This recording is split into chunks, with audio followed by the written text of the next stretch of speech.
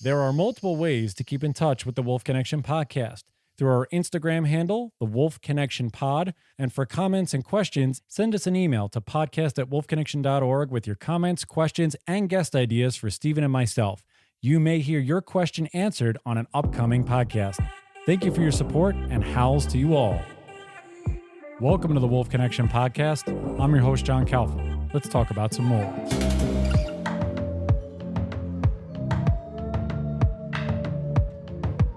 So off the top, I'm going to apologize for my voice. I'm just getting over a slight cold, so please bear with me. Those of you out there who listen to our podcast on the regular.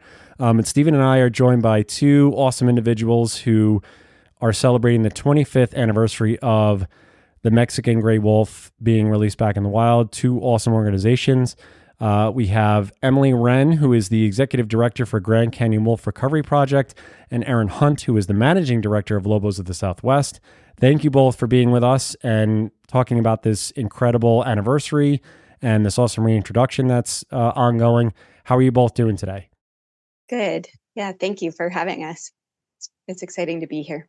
Yeah, we're really excited. Just really grateful for the opportunity to talk with you and talk with your listeners. Yeah, thank you guys. Yeah, no, thank you both. And I think it was Emily. I think Emily reached out to me first and told us about this awesome thing. I didn't realize that it was 25 years from the initial reintroduction. And I know there was a phenomenal growth in the population this year. Things have been going better, I think, than expected, at least for this year, for the population themselves. But we want to give everybody out there just a chance to understand who you are, how you guys got started. So I'll start with Emily, because we were talking right before we started recording. You've been with the organization since 2009. You've gone through a bunch of different role changes and things like that, as most of us do. Just give everybody a background on yourself, how you got into Grand Canyon Wolf Recovery Project, and what it's meant to you to be a part of this organization. Yeah, thanks. Well, I grew up in Western Pennsylvania, in a small town. My grandfather was a farmer and a hunter, so I actually credit him for instilling a love of wildlife and animals in me from a very young age. I always had that. And then eventually in high school, I actually applied for a boarding school in Vermont. To my parents' chagrin, I got in. And it was a boarding school actually on an organic farm. So it was a working farm school. And I thought that's what I would do. I thought I would grow up and be a sheep farmer and an artist. And then I went off to college, very roundabout turn of events. I took an Amtrak to Arizona to visit a friend. And I just literally came here on a train and never got back on the train. So that's how I ended up here. I ended up transferring college to Northern Arizona University in Flagstaff, and I switched to wildlife biology. So then I started to get a lot more involved in wildlife issues in the Southwest. I always had a particular interest in keystone species, wolves, and I've done a lot of work with prairie dogs as well. So I actually did my master's research working with Gunnison's prairie dogs here in Northern Arizona. And then when this job opportunity opened up with the Grand Canyon Wolf Recovery Project, I knew a person that had been working with the organization, and she encouraged me to apply. So that was in 2009, and I've been with the organization ever since. And just describe the mission too about what Grand Canyon Wolf Recovery Project is. I know it's a lot of it's about education, some of the introduction, but just tell everybody just sort of the background and the backbone of what they do and what their mission is. Yeah, so we're a small nonprofit based in Flagstaff, Arizona. Our mission is dedicated to bringing back wolves and restoring the ecological health of the Grand Canyon region. So in that mission, we're not actually specific to Mexican wolves, but we've always had a strong focus on the Mexican gray wolf because the science has really shown there's strong feasibility good habitat in this region. And it's really kind of a critical core population area for the endangered Mexican gray wolf. But that being said, we've also had a northern gray wolf that's actually dispersed to the north rim of the Grand Canyon. So there is potential for both northern gray wolves and the Mexican gray wolf in our region. And we have really like two main goals for our organization.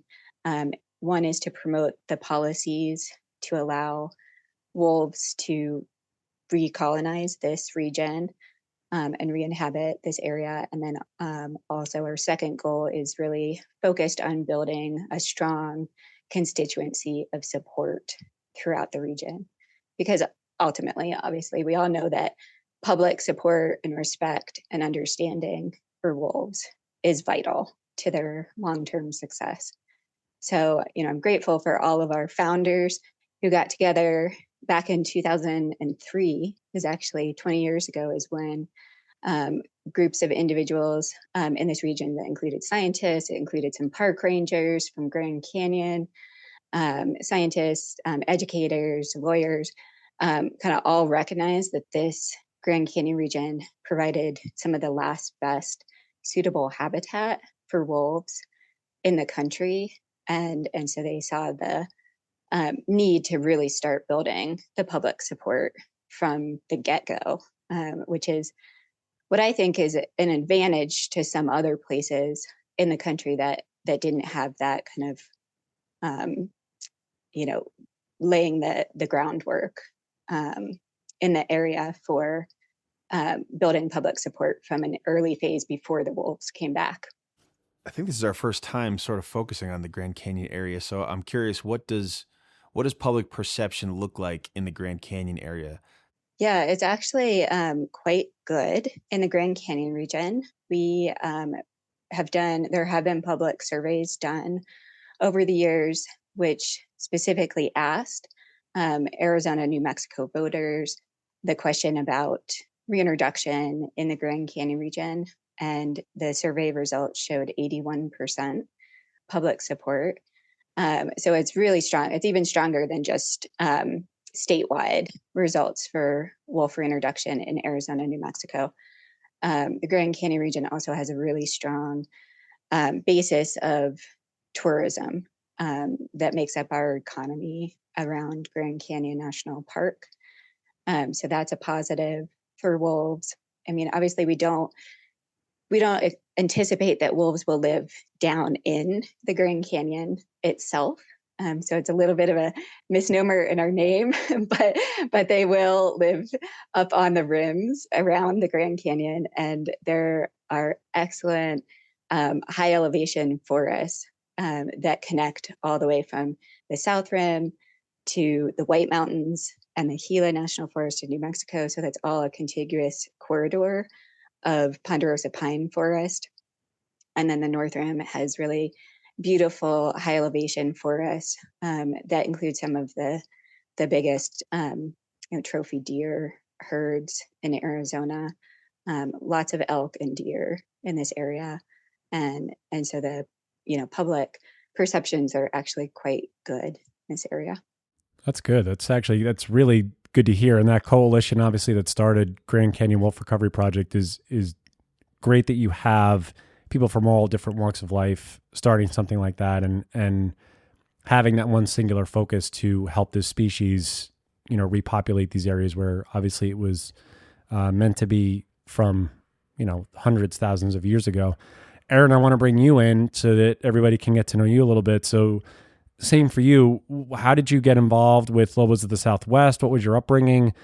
How did you get to this point where you're involved with Mexican gray wolves and wolves in general? Thanks. Yeah. I guess my animal hero origin story starts at a pretty early age as well. I grew up in Los Angeles, California. And my family was really great about just encouraging me in my interest in animals and nature. Had a love for animals from a very, very young age. We had many, many furry, feathered, and scaly and slimy family members that I got to take care of when I was growing up. So I had a lot of experience there through just pets in our home. And we would also go out regularly into nature on hikes and nature walks. And so that it gave me this exposure to being out in nature and appreciating nature and feeling like I was part of nature and instilling this sense of stewardship or responsibility in caring for animals and caring for nature. And also just an act of family and community, where nature wasn't just something you could enjoy by yourself, but it was something you could enjoy with friends, with family, with community. And it was about closeness to the natural world as well as closeness with each other. So I'm deeply grateful for that upbringing. And I think that started me on my path for a love of ecology and interest in ecology, going through school, doing a lot of volunteer work in high school and college. And that's actually how I started my career in conservation. I was a volunteer, and then I started working with an organization called the California Wolf Center. Worked there. They're one of the largest partners in the Mexican wolf species survival plan, which is the captive breeding program for Mexican gray wolves. So I worked there for about 14 years, working with the wolves in captivity and preparing them for a hopeful someday journey back into the wild where they belong. I managed a coexistence fund that was dedicated to making sure community members in the Southwest had the tools they need to coexist with wolves, reduce livestock conflict, and make sure that wolves have a chance and were welcomed back into the landscapes where they belong. And I served on the management group for the Mexican wolf SSP as well during that time. And then I started with Lobos of the Southwest, actually as a volunteer as well, back in 2015. And then I joined the staff in 2020 and have been in this kind of advocacy and outreach role ever since. And it's really an honor and a privilege because now I don't work directly with the wolves anymore, but I get to work with a lot of different amazing people and organizations in both amplifying the work that many organizations are doing and also doing some grassroots volunteer organizing and connecting members of the public, members of communities with opportunities to advocate for wolves. It's a really exciting thing to be involved in. Yeah, it seems like both these organizations, you guys have similar mission statements that you're really talking about education, really getting communities involved.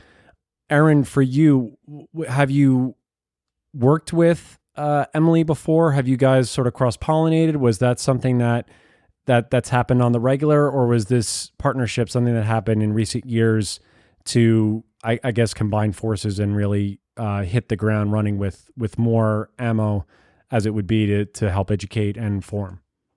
Yeah, I think I've known Emily at least since 2015, at least since I started participating in Lobos of the Southwest. But I have some memories of some connections before that from my time in the species survival plan. And yeah, I always enjoy working with Emily. Emily is a very creative and inspiring and intelligent person. So truly an honor to know you and to work with you to save wolves in the landscapes where they belong. And yeah, I think that there is a lot of overlap and similarities in our approaches for the different organizations. And I think that's important that we're one organization alone or one individual alone can only do so much. But when we collaborate with each other, when we develop working relationships and partnerships and build bridges across divides, that's when we're really starting to get a lot more done. So I think it's an exciting thing for me to get to be part of efforts that are all about relationship building and are all about collaboration. Yeah, it really makes sense because that's how wolves obviously operate, is that, a lone wolf can only survive for so long until they find their pack. So it really seems that you both have certainly found your pack, as it were. And the fact that you're helping each other out and promoting this is phenomenal.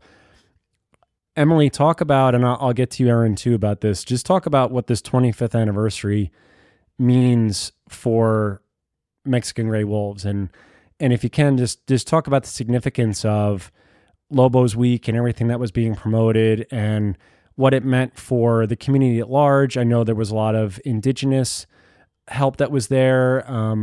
There was a film that was done. Just really give everybody a sense of what the 25th anniversary means and Lobos Week in and of itself. And I'll get to you, Erin, too, about how it worked for Lobos. Yeah, so I can't remember when Lobo Week was actually started, but the Wolf Conservation Center came up with that campaign a number of years ago, celebrating the first releases of Mexican wolves back into the wild, which took place on March 29th, 1998, into the forests of eastern Arizona. So that was the first year after wolves had almost been completely eradicated and were very close to extinction. There were no wolves known left in the wild in Arizona and New Mexico or Mexico by the 1970s. So then the captive breeding program started with just 7 individual founders, where all the wolves today are descended from just those 7 individuals. But then eventually, once the captive breeding program had enough wolves in captivity, they determined under the guidance of the U.S. Fish and Wildlife Service that it was time to start the reintroduction. So as part of this anniversary this year, for the 25th anniversary, there's been a number of webinars and events to celebrate 25 years of having wolves back in the wild in the Southwest, which is definitely cause for celebration. And then also celebrating the fact that the Mexican wolf population has now crossed 200 wolves for the first time ever in the wild since the reintroduction program began. So it's definitely taken a long time. It's been a slow road. There's still a long way to go towards recovery. There's been a lot of ups and downs that we can get into more detail on that, but we definitely wanted to celebrate this occasion and this anniversary with the public. So when they're, again, and this was the benchmark I wanted to talk about too with both of you, is just how significant that 200 number is, because many people see, I think, the reintroduction of wolves in Yellowstone or in Idaho or in other different places, and they see the numbers in the hundreds and they go, okay, or in the in the 1,000 range. And they go, okay, wolves are somewhat established. And there's always been, I think, with the Mexican gray wolf, this start, stop, 2 steps forward, 4 steps backwards type instance where the captive breeding program works. They get a few wolves out in the wild and they're ultimately either shot or they don't survive or whatever the case may be. So for those that are out there, and I know they may say, again, 200, small number, what does that ultimately mean that there was this huge spike this year in litters and survival rate, and now the population moving forward? Does this mean we're going to be seeing they can creep up to 500, 1,000? Is that something that is relatively possible, or is this just a larger leap and a lot of smaller steps that have happened over the course of the decades since reintroduction? Well, we know from last year there was good pup survival, which was much higher than is typical. Pup survival rates are usually around 50%. And last year, I believe it was 67% survival of the pups. So there were a lot of pups born, and then a lot of them ended up surviving to the end of the year. So that was a big factor in increasing the population for the end of year count. Another factor was there was relatively low mortality in 2022. So there were only 12 documented mortalities, which was a good bit lower than previous years. So that was a positive trend for sure. And, the overall, the population objective for the Mexican wolf recovery plan is 320 wolves in the US. And they need to reach that population objective over an average of 8 years, is 320 wolves. So the population objective is still far too low for the species overall to promote long-term viability throughout the Southwest. That's only one core population area, not including suitable habitat north of Interstate 40 in the Grand Canyon region and also the Southern Rockies. So there are a lot of problems with that population objective. And ultimately, we know, that wasn't really based on the best available science for what Mexican wolves need to be recovered. It was really political compromises with what the states would tolerate. So, yes, we would love to see the population get to 500 to, at least 750 is what most scientists have called for. But, we could probably certainly have the capacity for over 1,000 wolves throughout the Southwest. I mean, we have huge states, large areas of public land throughout the Southwest. So yeah, the population objective is still far too low, but of course, every day that we get closer to increasing the numbers is good. And the more the population grows, the more we're going to see wolves starting to disperse out into new areas of habitat. What is the current range of or at least the current known range of Mexican gray wolves? I mean, where could you be right now hiking and you see a large wild canine? Where could you be confident that what you're looking at is a Mexican gray wolf? It's the core reintroduction area right now is primarily the Apache National Forest in Arizona and the Gila National Forest in New Mexico. They are expanding to some other areas of national forest outside, further to the east in New Mexico. They're starting to expand further to the west in Arizona. There are also wolves that live on the White Mountain Apache tribal lands, and they're a cooperating partner in the reintroduction program as well. So that's kind of the core area. We do know there's been at least 10 wolves, Mexican wolves, that have dispersed into northern Arizona around the Flagstaff area. So that is becoming, it's still very rare, but it's becoming more and more likely that could be a possible place for sightings in the future. Wow. Erin, I want to talk to you about this too, about the public perception. Obviously, Emily said that the numbers are high. People love this about reintroduction, about wolves being on the landscape, and that there is opportunity for the population to grow. What was it, or what is it like hitting this silver anniversary, this 25th anniversary, and then seeing this jump in population? Did it garner more interest from the public? Were people calling you guys, wanting to know more? How can they get involved? What was it really like to see this jump in population and how the public reacted to this in terms of their perception of the Mexican gray wolf?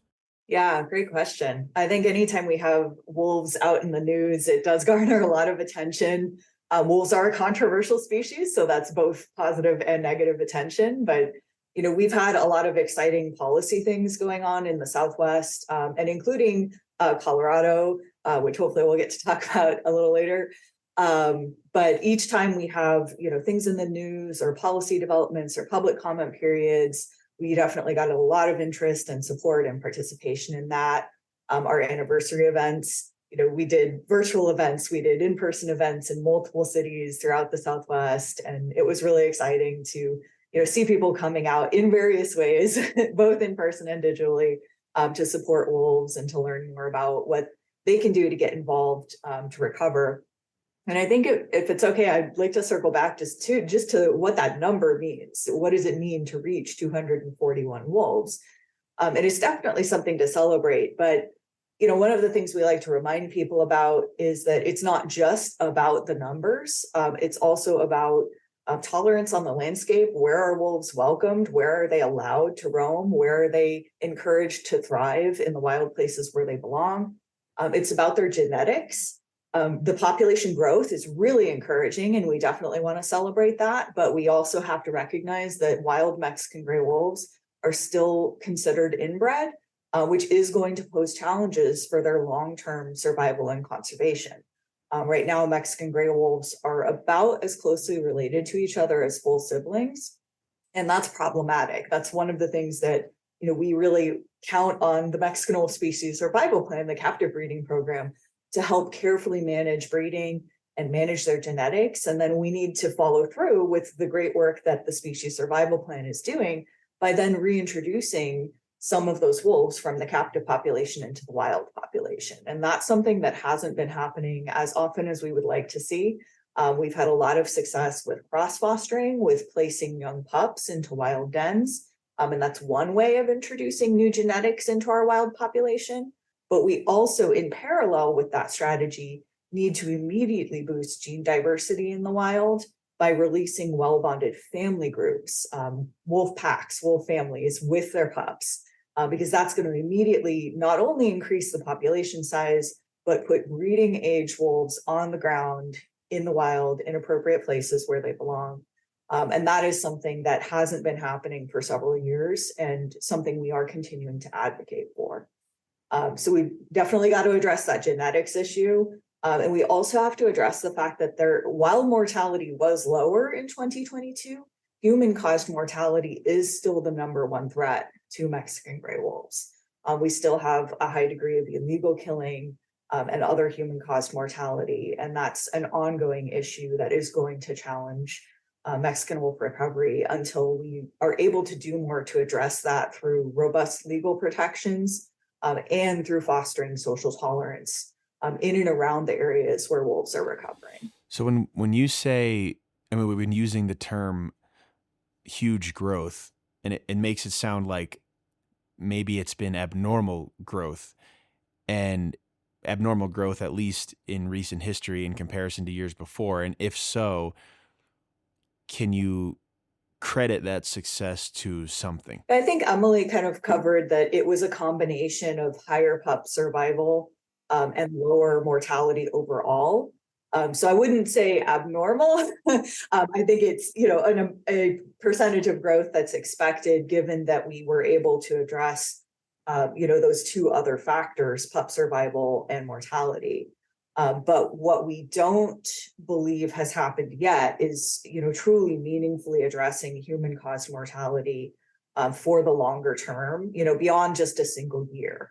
Because 1 year of population growth is wonderful, but like Emily said, we need a higher average population for at least 8 years and beyond. We need that assurance that we aren't just going to have a population that is like a yo-yo, going up and going down and going up and going down. Because each time we have a year with higher mortality or lower pup survival, that's going to lower our overall population, which also further decreases gene diversity in the wild. And it's that gene diversity that really allows any species to adapt to a changing environment and be resilient and survive for the long term. So it's a critical factor that we don't believe is currently being adequately addressed by most of the policies that govern Mexican wolf recovery. Right. And is it that the human mortality issue in the area is such that it truly is the leading factor inhibiting a successful wolf population? And if you could just address that to some degree, then the rest would be more simple. Yeah, it seems like it should be a simple thing, but it is a complex and nuanced issue. There are community members who depend on livestock grazing for their livelihood. There's also a lot of fear and misunderstanding around wolves. One of the most important things that we can do to advance wolf recovery is dispel myths, address some of those fears, and provide tools for coexistence. Those are, some of the steps that we can take. So a lot of the nonprofits that we're working with through Lobos of the Southwest are doing work to address both sides of that, both, education and outreach, and also providing concrete support for coexistence projects on the ground. Both of those things are important, but we also need legal protections and we need law enforcement. And when a crime is committed, when a wolf is illegally killed, we need to make sure that that is fully investigated and that the people who perpetrate crimes like that are brought to justice. We need to incentivize protecting wolves and celebrating wolves returning to the landscapes where they were historically found and where they should have a chance to thrive today, rather than trying to limit where they're recovering. What's the, I guess, percentage, or what's the amount that, I mean, when we're talking about human caused mortality, are we talking mostly poaching, or are vehicles included in that? or vehicles? I've seen enough stories, I think, on social media or even articles that have been written where there have been wolf pups or packs even of Mexican greys that have been released, and then within a week or so, it's like that pack has already been decimated or killed. Is poaching the main thing? Is the illegal killing? Is that essentially the main human caused mortality? Yes, yeah, there is a breakdown, and vehicle mortality is part of it as well. There are some major highways that run around and through the experimental population area, or the core recovery area.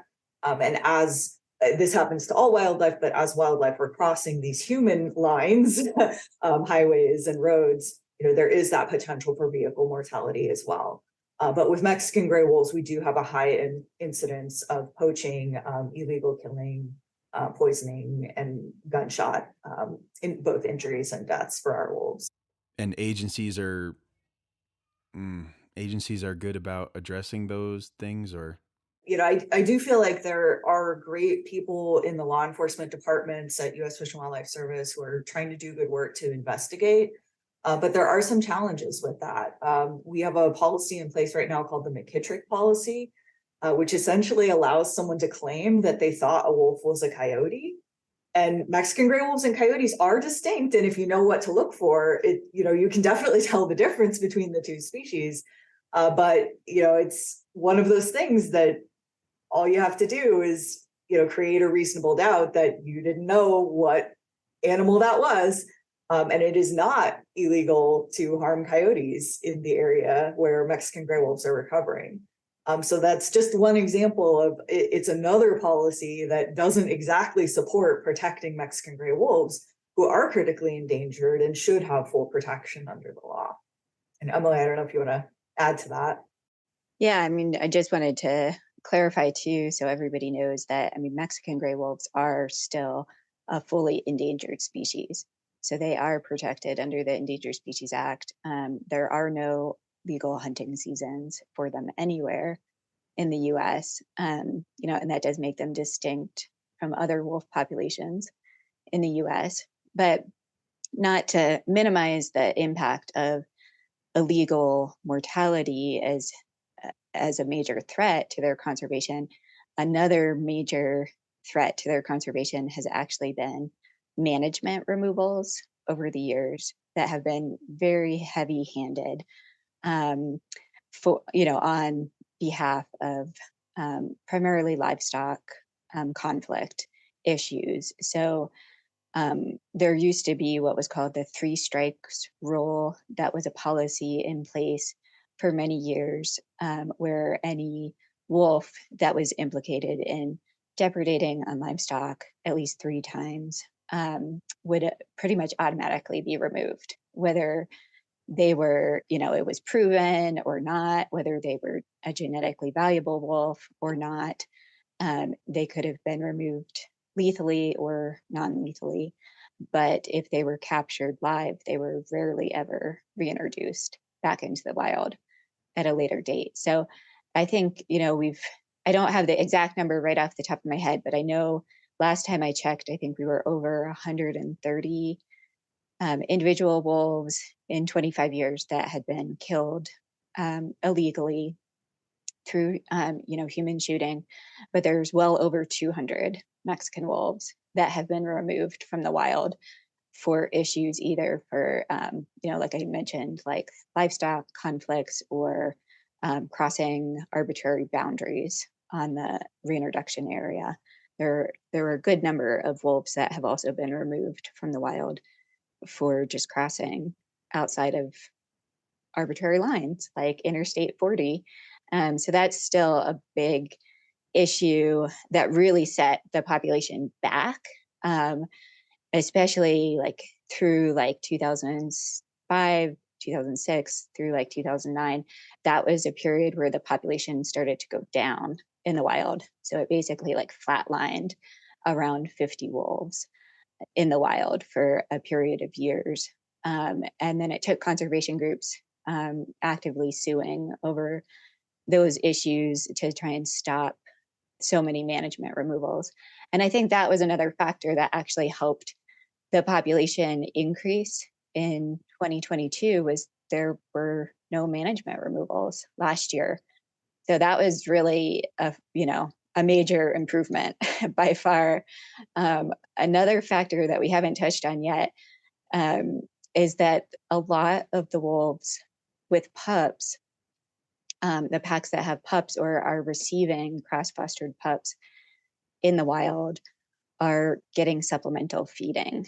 So the agencies are actively providing, roadkill or carcasses or carnivore logs to those packs during the denning season. And that's an issue that we've seen the U.S. Fish and Wildlife Service actually put that into their population viability models to get to this magic number they came up with of 320 wolves to be a viable population in the U.S. They put supplemental feeding in their models for like the next 75 years. Wow. Which we all know is like, No, that's it's never not. going to happen when wolves are delisted, right? Like management's going to stop at that point. And they're not going to be actively reintroducing wolves, or they're not going to continue to do this like active feeding. So that's something that's really, problematic. We think it's controversial. It's not actually like well researched. The impact that supplemental feeding is having on basically masking some of the genetic problems and litter survival. It's definitely probably artificially inflating survival of wolves in the wild. Wow. So wait, so why are they supplementing food in an area that has ample prey base? Well, it is to help pup survival rates, pretty much, to increase pup survival that first year. And then there's two forms of feeding. There is diversionary feeding, which is used specifically to try and reduce conflict from areas where, like, if a wolf pack is denning Oh, I see. in an active pasture or allotment. So that's one way it's used as that tool. But there's also just the supplemental feeding that's just trying to basically assist that pack and make sure that they're not, having to go out too far to hunt to increase their survival of their pups. Okay, so they're trying to encourage pup survival near active cattle grazing, but they also don't want too many wolves in an active cattle grazing area because they may eat cattle and then they'd have to remove them. Is there any research about this supplemental feeding? Because I guess just to me, it seems mildly conflicting that they would want to encourage pup survival near active cattle operations, but then they're heavy-handed, like you said, or quick to remove wolves near cattle operations. Does this work, or do you foresee more issues in the future because of it, or more conflict, I should say? Just because predators are good at learning where easy food is, and it seems like it could result in more conflict that the easy food just happens to be in the vicinity of cattle operations. Honestly, I don't know the research to really back up these techniques at this point. So I think it's something that is worth investigating a lot more and trying to understand, is it useful? What's the timing of it? I'm assuming it's primarily done specifically around the denning season. I see. So, Okay. it's a couple of months. And the pack. Right. Obviously, it's a time of year where they can't just up and move the pack away from an active allotment, or there might be issues with trying to get those cattle moved to a different area when the wolves have selected their den site. It probably continues somewhat through the summer because that can be a harder time, kind of a leaner time for wolves to hunt and survive through the summer. But usually by the fall, things are getting better for wolves. So I think I would say it's probably a pretty limited period of Wow. time, but it's still a lot of That's packs interesting. that are getting supplemental food. Yeah, that's an interesting way to do that. This one could be for either of you, Erin or Emily. I've seen a lot of these wolves that Interstate 40 is. It seems like this imaginary boundary line where, I've seen wolves that have crossed this line and then they've actually, darted them or whatever and brought them back into the recovery zone. Explain, whoever or both of you, what is the deal with Interstate 40? Is that the line where they cannot cross? Is there a certain reason why, if they cross that line, are they in a danger zone for them and there's no protection? Just sort of tell everybody what that means, because to me it would just seem where you'd be keeping a wolf just sort of in this area, and that they're going to migrate either way, but I just don't know what it exactly means. And I've read a little bit on it, but I figured one of you would probably have more information on that. So whoever wants to take that. Yeah, I was going to ask that same thing. Like, what is an example of an unacceptable boundary? I don't know, whoever wants to go for that. I can jump in because this is obviously an area my organization thinks about a lot. We work on the I-40 boundary issue quite a bit, trying to change that area. But the Interstate 40 is the northern boundary of what's called the non-essential experimental population area.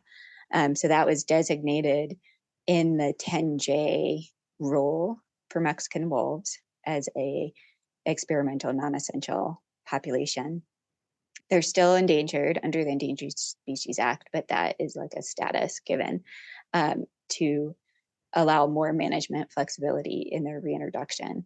And then I-40 was just the designated northern boundary. Technically, if a wolf crosses it and goes north of I-40, they are considered a fully endangered wolf. So they still have protections north of I-40 in Arizona and New Mexico. But because all Mexican wolves are known to originate from south of I-40 in the experimental population area, the U.S. Fish and Wildlife Service and the cooperating agencies have issued themselves a permit to remove those wolves. And so that's how they get around it. But technically, they are considered a fully endangered wolf north of that line on the map. Obviously, wolves don't know the difference, and it's all contiguous habitat to them, that we know they're choosing to move in those directions in Arizona and New Mexico on their own, and will continue to do so as the population grows. There are, two ways the agency could change this. One is they could extend the Mexican wolf 10J area, reintroduction area, further north. They could go to the state line of Arizona, New Mexico with Utah and Colorado.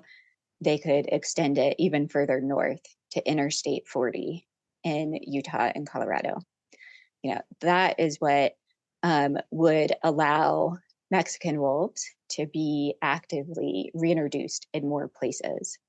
So that would be personally the option I think the science best supports, is moving the line further north that would allow more active reintroductions in areas further north of Interstate 40.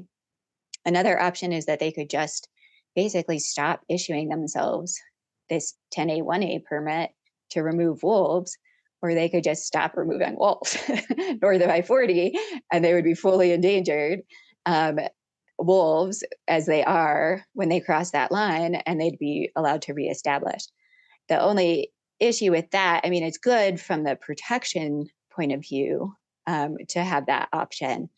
The only downside is that, again, we go back to the genetic issues, that any wolves that disperse directly from the current core reintroduction area in eastern Arizona and western New Mexico, they're then just dispersing and carrying those same inbred genetics out to new population areas.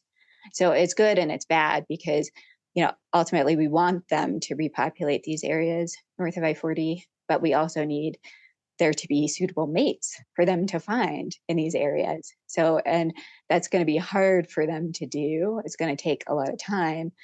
And they're going to have mates from the same core reintroduction area find each other north of I-40. Whereas the agency could just speed this all up and improve the genetics all in one swoop if they just started reintroducing more Mexican wolves from captivity in the Grand Canyon region and the Southern Rockies. So it's just the way the territories are set up, or the distance between territories, that is the obstacle to genetic diversity. That's what it seems like, yeah. Well, maybe Erin wants to jump in on this, but there are a number of basically excuses that are thrown out for why the agencies chose the I-40 boundary. One of them is that they want this big buffer zone of several hundred miles between Northern Rockies wolves in the north and Mexican wolves.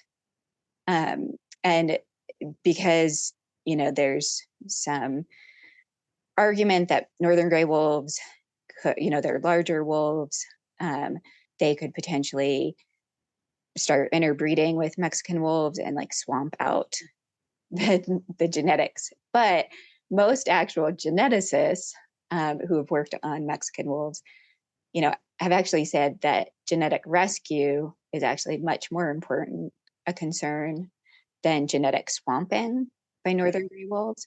So they do actually need to start interbreeding again. They do need to have connected populations.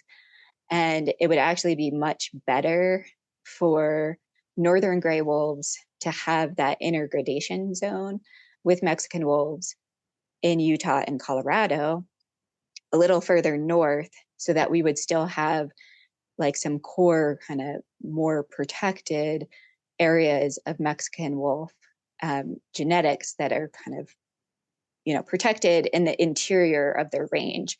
And then the intergradation would happen a little bit further on the northern periphery of their range. And that would actually be better overall. So that's just one of the kind of excuses / debates. Yeah, what do you out there. Tell us the others, Erin. Well, yeah, if I can just add a little more to that thought, though, of historically, we would have had a continuous gradation of gray wolves from Alaska through Canada into the Northern Rockies, into the Southern Rockies, through the Southwest, down into Mexico, through the Sierra Madre Occidental. And we have this opportunity now, today, to rewild parts of the American West and Mexico. And part of the reason why we advocate for abolishing these arbitrary boundaries like Interstate 40 is that boundary is an obstacle to that rewilding effort. It is an obstacle to restoring the wild places that still exist in a corridor in the Western US and Mexico, and where we have an opportunity to restore native carnivores and other native species like the wolf. So I definitely just want to reemphasize and echo what Emily was saying, was that it would be a positive thing to see that zone of gradation restored.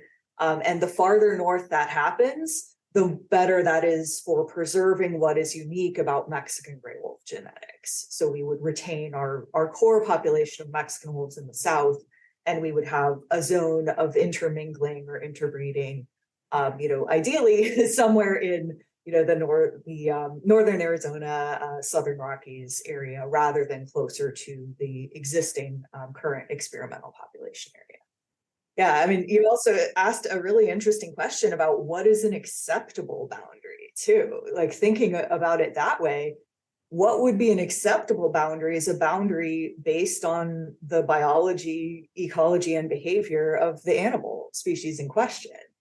And for wolves, they're a wide-ranging species. They naturally disperse from the packs that they're born in. They roam hundreds of miles to establish a new territory, to find a mate, to start a family of their own. So the boundaries that we currently have, artificial boundaries like Interstate 40 that are part of the 10J rule, and then physical boundaries like the border wall to the south, these are obstacles, both political and physical, that disrupt the natural behavior and ecology of the species in question. So an acceptable boundary is a boundary that's based in science that doesn't disrupt the natural behavior and the ecological role that an animal or a plant species has to play.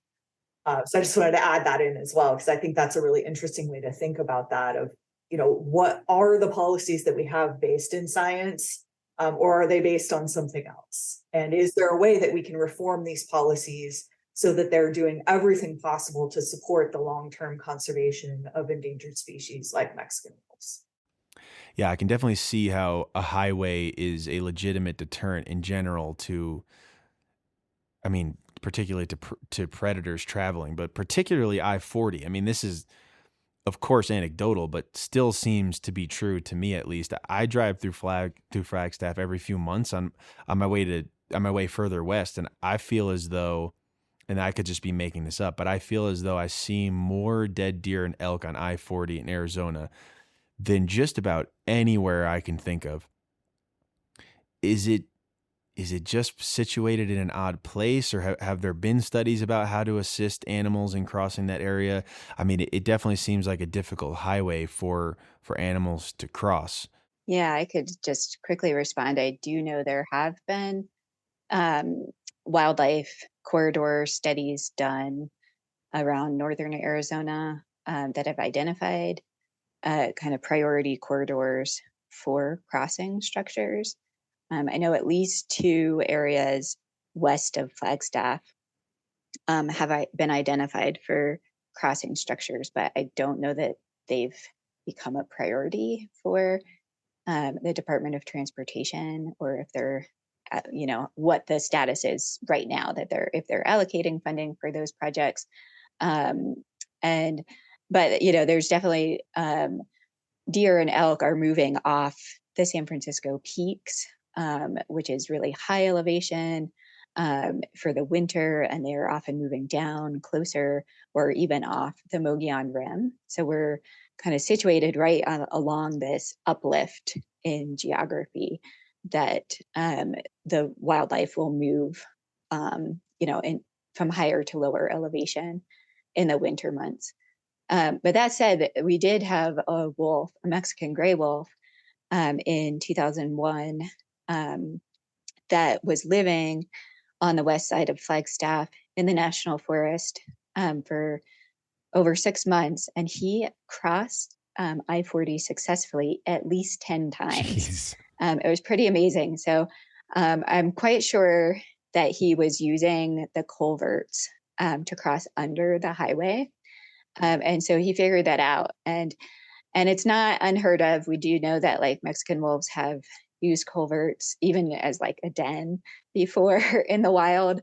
They know how to find them. They're good at that. And so he was doing that successfully. He was captured the first time he was north of I-40 for several months.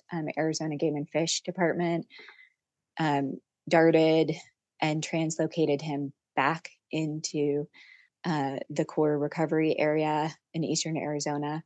And he pretty much right away dispersed again. So he made this journey over 250 miles from eastern Arizona to north and west of Flagstaff in the Coconino and Kaibab National Forest twice in that year, which was pretty amazing. Like he clearly knew he wanted to be up here, and he successfully figured out ways to cross the highways. So that was pretty impressive. And all I could say is he was unfortunately shot and killed illegally in beginning of 2022.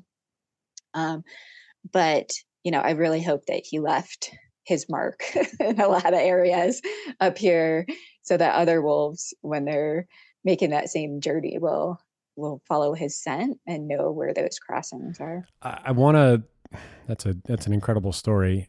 For Erin, you brought up something that I've heard being discussed on multiple platforms, and it's about rewilding. And there are, I think, people and groups that have taken to this and saying that advocacy groups or environmental groups and people who want to rewild certain parts of the country, and that it's, and again, I'm using sort of their terms of like, it's very, woo-woo-y, and, oh, we should rewild these places because, and I'm sure, Emily, you might have heard this too. What are the ways that either Lobos or yourself or anyone that you might know combat those in a way that's educational and informative? Because I think there are people that think that rewilding means putting animals back everywhere, meaning put them in the center of Los Angeles, New York City, this, that, and the other. Whereas with keeping it to the Mexican gray wolf, is that this corridor really is wild. There is no, in the corridor that you're speaking, when we're talking about from Alaska to the Canada, all the way down to Mexico and things of that sort. What are the myths that you come up with? And Emily, if you want to jump into after Erin's done, that you hear most often, and what's a way that you can informatively dispel them in a way that people understand, hey, this is something that's more natural than just saying we want to throw wolves everywhere, if you understand what I'm saying. Yeah, I think the term rewilding can mean a lot of different things to a lot of different people. So I'm going to speak from a very personal place for a moment. And for me, rewilding is about looking at the places that are wild, that are still wild, and asking, is this wild place, does it have all of the plants and animals that it historically had? And can those plants and animals return here if they're not currently found here? Can we restore some of the function of ecosystems? Can we restore some of the biodiversity that may have been lost over time, especially biodiversity loss caused by human activities? I believe firmly in having that responsibility of righting some of the wrongs of the past, and looking at places where we can make a positive difference for ecosystems, for plants and animals, and for people who depend on those ecosystems, by restoring some of the function and restoring some of the species that can still live there. So it doesn't mean that I'm going to have wolves in the alley behind my apartment in the city. It does mean that in wild places, especially on public lands, our national forests, our national parks, areas that are already protected and preserved as reservoirs for plant and animal species, these are the places that I think most of us are thinking about when we talk about rewild. Restoration efforts in particular, you need to know that there's a suitable environment for them to return to, or a suitable environment for them to increase their populations or increase their ranges. You need water, you need prey, you need suitable habitat. Lots of factors go into deciding, where are the areas where we can protect existing biodiversity, and where are the areas where we can restore biodiversity that may have been diminished or lost. And I think in the Southwestern US, we have these unique and precious and delicate landscapes, from the deserts up through the mountains and everything in between. And it's such an opportunity to put back some of the species that we have had historically, some of these native species that are so important to the natural heritage of the Southwest. And Mexican wolves are one of those species. And we've seen that the fact that they reached that milestone of 241 wolves in Arizona and New Mexico this year, it's a testament to the resilience of these animals. It's a testament to the fact that they can live successfully here. But we aren't quite past the finish line with them yet. We need to do a little bit more to help them, to make sure that they're allowed to roam freely and thrive in the additional wild places where they do belong, but they're not found yet. And I think the Grand Canyon ecoregion, the Southern Rockies, those are two key areas that are critical for Mexican wolf conservation, have been identified by scientists as being needed for recovery. So we can't say we're done quite yet, can't quite check that off the to-do list. Emily, what are some of the, I mean, we haven't really covered the Grand Canyon, so I've got some basic questions, but what are some of the, I guess, adjacent ecological issues that the Grand Canyon area faces, the current issues that relate to biodiversity or ecological balance, and maybe how does the recovery of a predator to this specific area relate to them? And I don't want to say that, you know, any one species is a fix-all to these issues. Sometimes it's easy to make it sound that way, but how does a healthy wolf population relate to those issues, or how might it assist? Yeah, well, I don't know if you've visited the South Rim of the Grand Canyon, and it's not uncommon to see a lot of elk just hanging out at the South Rim, just right in the main village area. So hopefully wolves would kind of help, obviously, like not directly in the village, but would help kind of continue to move herds from just hanging out in one particular area, and just have that kind of reintroduce that ecology of fear concept, where there's this conspicuous wolf on the landscape that is helping the all trophic levels of the ecosystem around Grand Canyon. Of course, we know, like Grand Canyon National Park itself is fairly narrow on the rims, but they are surrounded by national forests, both to the north and the south. And actually, just this week, the Grand Canyon Intertribal Working Group of 11 tribes affiliated with Grand Canyon National Park is now asking the Biden administration to designate monument status to additional areas, both on the north and the south rim outside of Grand Canyon. So hopefully that would provide an added layer. Just like, I don't know if, I'm sure you've had on the podcast other wolf scientists that have worked on looking at the issues around mortality of carnivores in national parks. There was just like an excellent study done, came out last year on like the 5-park research looking at wolf mortality. So that's definitely still a concern that we do have this kind of keystone protected landscape of a national park here in the Southwest that could provide some core refuge habitat for wolves that could be really important, but it's not enough. Obviously, like wolves will always be crossing the boundaries of. So hopefully, the monument status can increase some protections for wolves over time. But ultimately, I think there's always going to be issues between state management of predators everywhere in the U.S. So, we're always going to have to deal with that. We're always going to have to be advocating for wolves, no matter what their protected status is, when states take over management of large carnivores.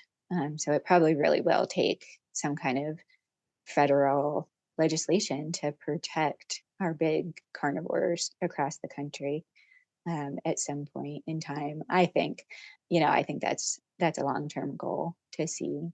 And I guess talking about the expanded habitat and talking about, again, I think the corridor, which is, it seems like the key piece for this, for Mexican gray wolves and wolves in general, for both of you, obviously, when we're talking about the Colorado reintroduction that's happening, and obviously it's not your area of expertise, but what does it mean for both of you in terms of, I would say, just positive reinforcement of wolves back in the landscape, again, really putting that final piece of the corridor together, and meaning that Mexican grays could possibly get up to that point in Colorado and cross-pollinate, or at least meet those wolves that are going to be reintroduced ultimately. How does that factor into, again, the education, the information, the biology of it?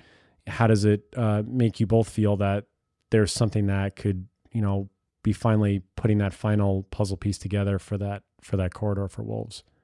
I think for me, it's an exciting opportunity, and I'm so inspired by the individuals and groups who are doing that on the ground work in Colorado, organizing around Prop 114, getting that passed into law so that gray wolves can be restored in Colorado.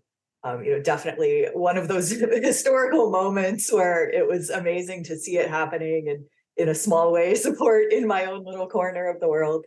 And yeah, just that opportunity to reestablish connectivity and to have an area where gray wolves and Mexican gray wolves can intermingle is exciting, and ultimately is going to benefit both gray wolves and Mexican gray wolves. For Mexican gray wolves, kind of approaching through my lens of working with Lobos, we would love to see Mexican gray wolves come back home, not just in the core area where they are now, but also in Grand Canyon ecoregion and the Southern Rockies. We'd love to see Mexican gray wolves have a place in Southern Colorado, while Northern gray wolves have a place in Northwestern Colorado. We'd love to see that connectivity happening in the state of Colorado. We do acknowledge there's some policy obstacles currently to that happening. Emily mentioned the 10J rule.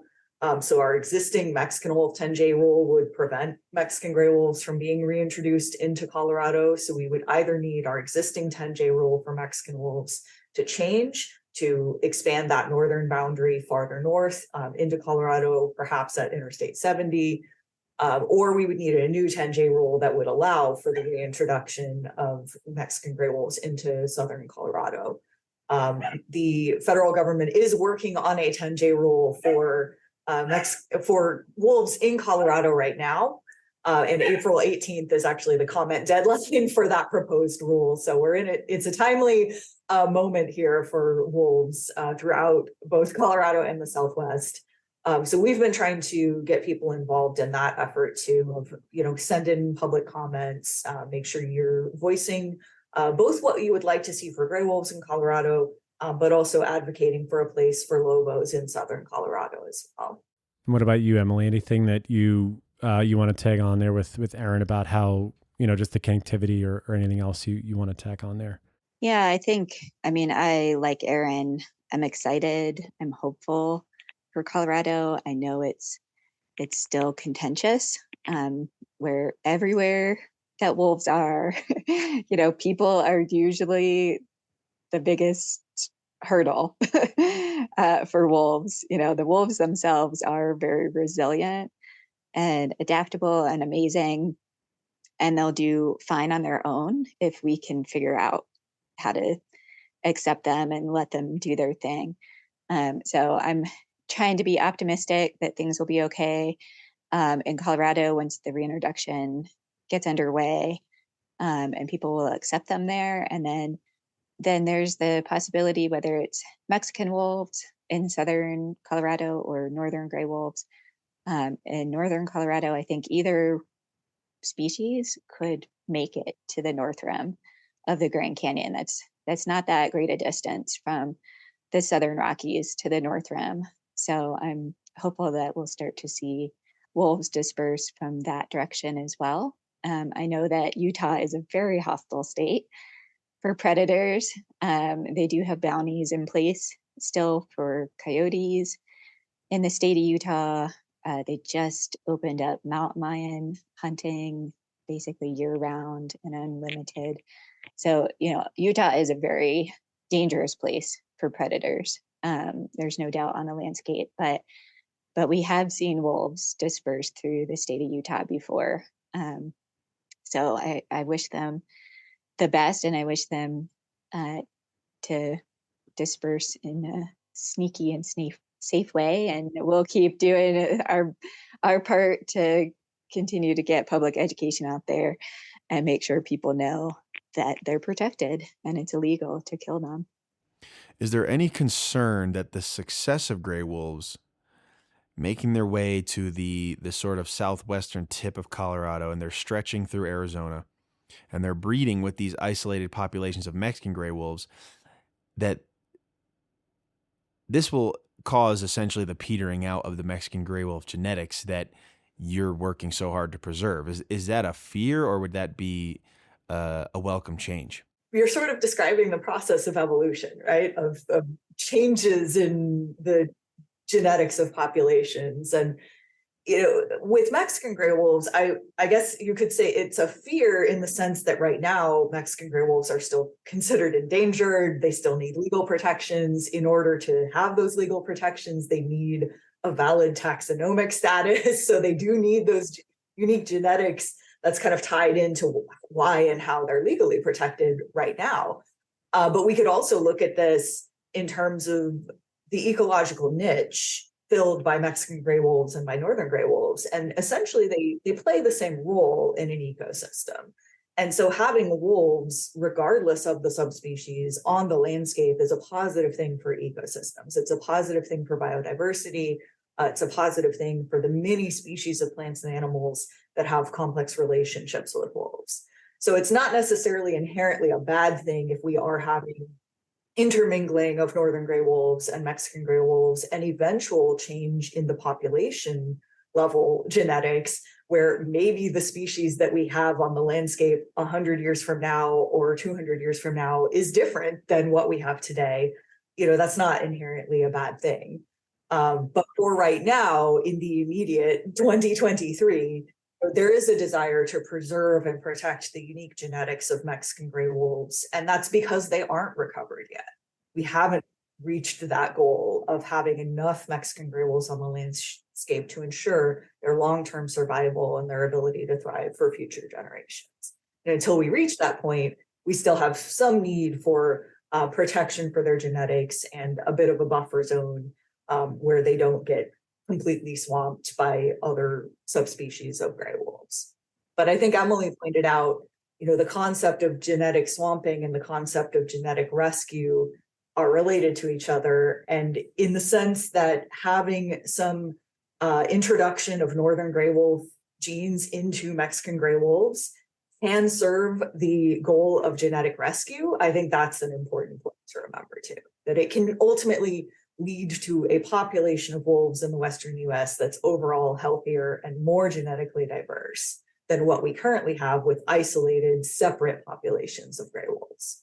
I guess what I want for both of you is just give everyone a place where they can go see. I know both organizations have Instagram. You guys both have awesome websites. Just give everybody an idea of where they can go to check out all of the policy that you're doing, the work that you're doing, where they can check out all the amazing things that were happening for the 25th anniversary of Mexican gray wolves, and give them where they can go to check all this amazing stuff out. Well, the Grand Canyon Wolf Recovery Project, we have a website that's gcwolfrecovery.org.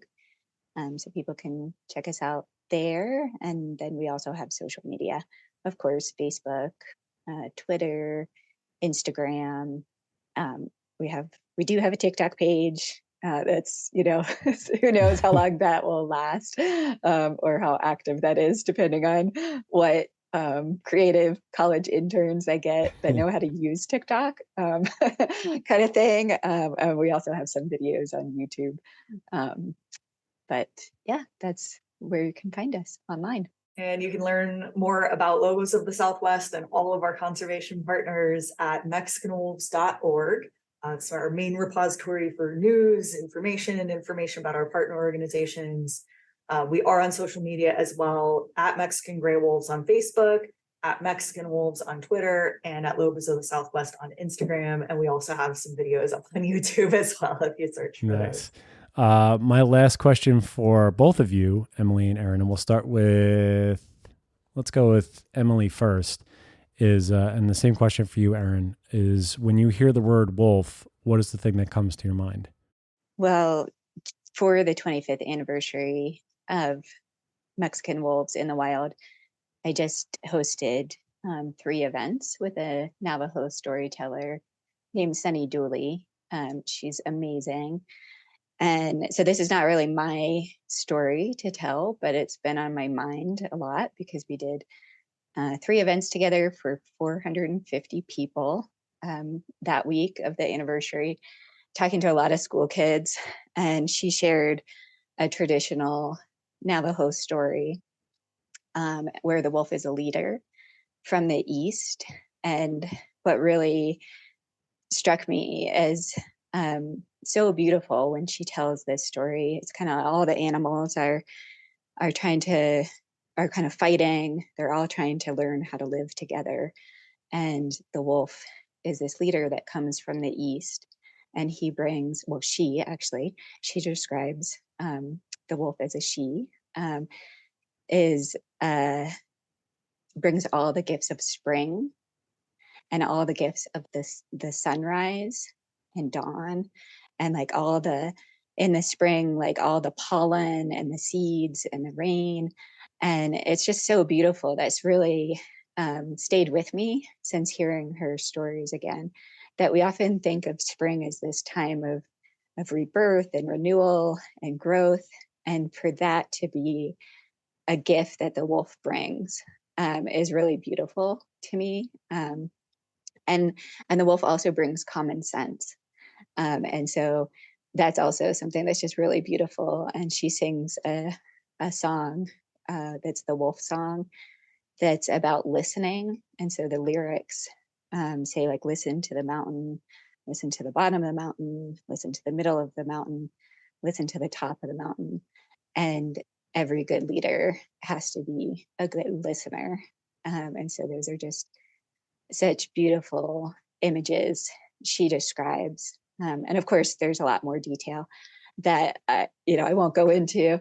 But I just, I hope that stays with you too. And you kind of get that image of how beautiful. And now that we're in spring, we can enjoy the gifts of the wolf this spring.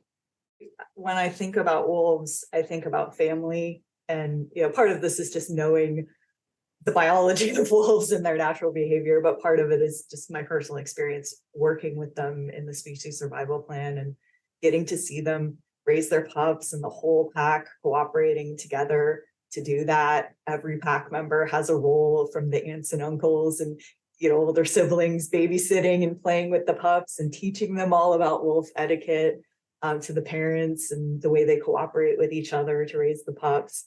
It's just such a beautiful and inspiring thing to see, and getting to see even cross-fostering happening, that wolves are such amazing parents that they're very happy to adopt. They're more than happy to raise pups that aren't biologically related to them.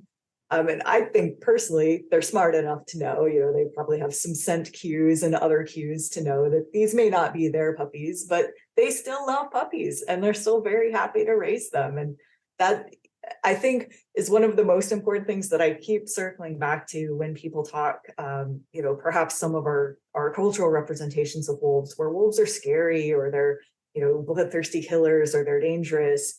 And I just keep thinking back to all of these years of experience I have seeing wolves in peaceful families, in loving families, in caring relationships with each other, where they care for each other, they support each other, they mourn each other if a wolf in a pack passes away. And that isn't a bloodthirsty killer to me. That is a peaceful and beautiful creature that deserves just as much respect and right to thrive as anyone else. I love both of those things from you, and they'll stick with us for a while. Thank you, Emily Renn, Erin Hunt, for really just an awesome informational session about Mexican gray wolves. And you, all of their Instagrams and their websites will be in the description, so you guys can follow along with them. Emily and Erin, thank you both so much for taking the time, for almost doing 90 minutes with us, which is great. So it's hopefully, those Mexican gray wolves can keep populating, and we'll help push the policy as best we can. So thank you both, and how's to you all out there, and we'll be with you next time. Bye, everybody. Looking to support Wolf Connection or sponsor one of the wolves in our pack? Just go to wolfconnection.org, click on the Donate tab, and find out more information.